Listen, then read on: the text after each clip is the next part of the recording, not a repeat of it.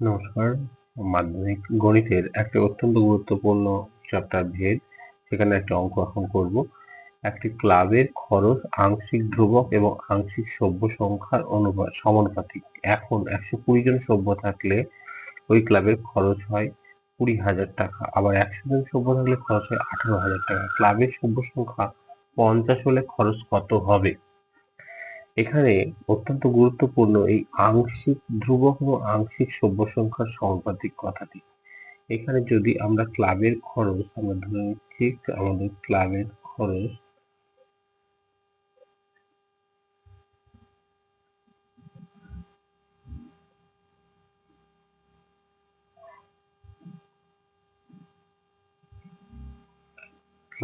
খরচ সমান আমরা এক্সপেন্ডিচার ধরলাম, আর সদস্য সংখ্যা বা সভ্য সংখ্যা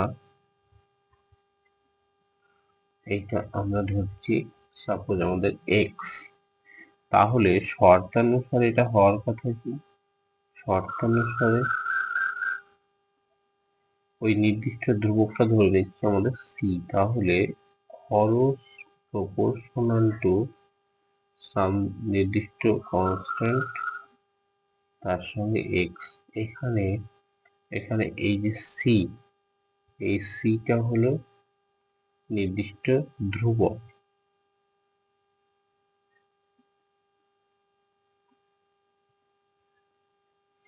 আচ্ছা, এখান থেকে আমরা একটা জিনিস পাচ্ছি, এটাকে আমরা ধ্রুবক তুলে দিলে পাবো E equal to some constant K into C plus x.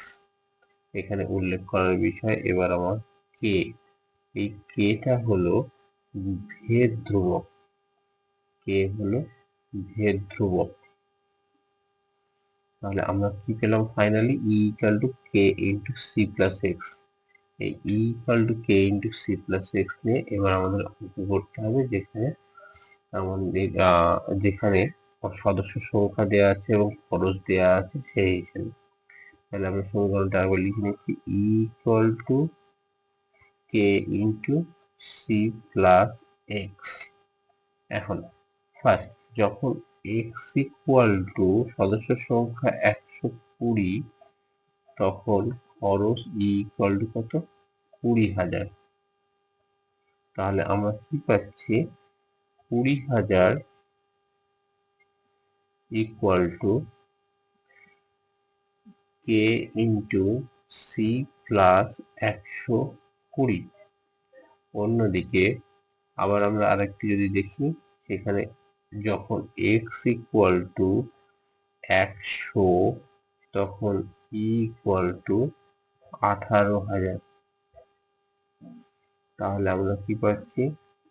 18,000 equal to K into C plus 100।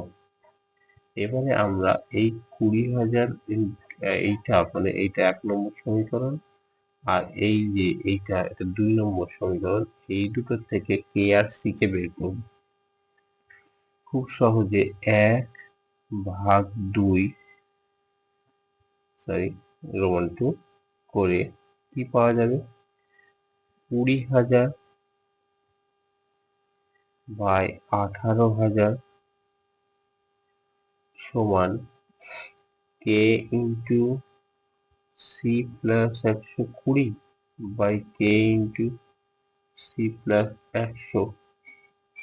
এখান থেকে আমরা কি পাবো? সলভ করলে পাবো 10/9 সমান কে ইন্টু, আচ্ছা এখানে কেটাও আমাদের বাদ দেওয়া যায়, ওপর নিচে কে বাদ দেওয়া, যেহেতু কে এমন ভেদ ধ্রুবক নট ইকাল টু 0। তাহলে আমরা কি লিখব? কে আমরা লিখবো এখানে C plus 120 by C plus 100। এবার এইটাকে আমরা সলভ করছি, calculation, just calculation. 10c plus 1000 equal to 9c plus 9 এবং 108 মানে 1080। ওকে, তাহলে এবার আমরা এই রেজাল্টটাকে ক্যালকুলেট করে কি পাচ্ছি, আমি এটা ক্লিয়ার করে নিচ্ছি। ওকে, এখান থেকে আমরা পাচ্ছি সি ইকুয়াল টু 10 C একদিকে বাদ দিলাম আর ওইদিকে তাহলে সি ইকুয়াল টু পাবো 80।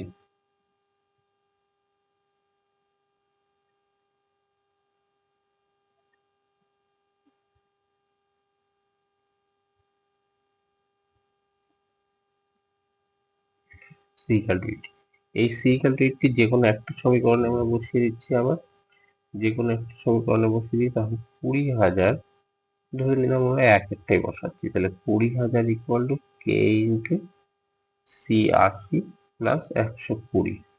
এখান থেকে আমরা সলভ করে কি পাবো, 20,000 equal to K into 200, that is K equal to এখান থেকে আমরা পেয়ে যাচ্ছি 100।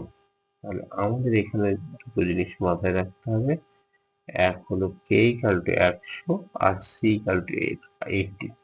এই দুটো নিয়ে আমাদের মেন সমীকরণে আবার যাচ্ছি। মেন সমীকরণটা কি ছিল, যেটা তৈরি করলাম আমরা, মেন সমীকরণটা ছিল এক্সপেন্ডিচার ইকুয়াল টু, মেন সমীকরণটা ছিল আমার এক্সপেন্ডিচার ইকুয়াল টু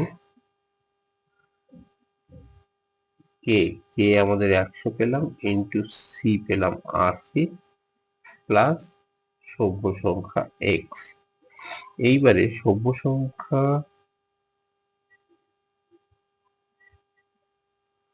50 হলে খরচ কত হবে, তাহলে বসিয়ে দেওয়া যায় 100 ইন্টু 80 প্লাস 50, দ্যাট ইজ কত হচ্ছে 100 ইন্টু 130।